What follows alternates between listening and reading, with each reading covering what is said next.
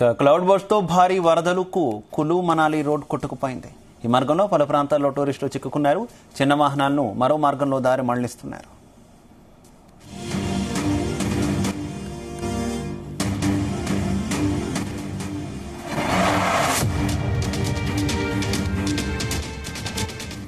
ఇక హిమాచల్ ప్రదేశ్లో సంభవించిన క్లౌడ్ బస్ట్ భారీగా విధ్వంసం సృష్టించింది.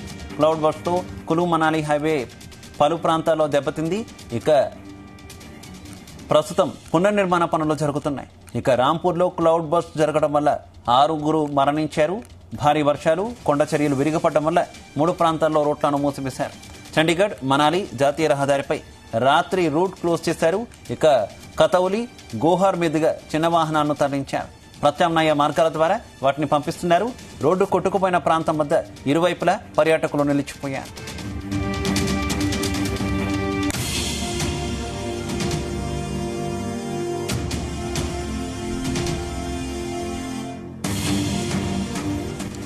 ఇక మండి ఏఎస్పీ సాగర్ చందర్ మాట్లాడుతూ హైవేపై ఉన్న 5 మైళ్లు 6వ మైలు వద్ద రోడ్డును క్లియర్ చేసినట్టు చెప్పారు. కానీ 9వ మైలు వద్ద రోడ్డును రిపేర్ చేసేందుకు చాలా టైం పడుతుందని తెలిపారు. ఇవాళ మధ్యాహ్నం వరకు హైవేను క్లియర్ చేసే అవకాశాలు ఉన్నాయన్నారు.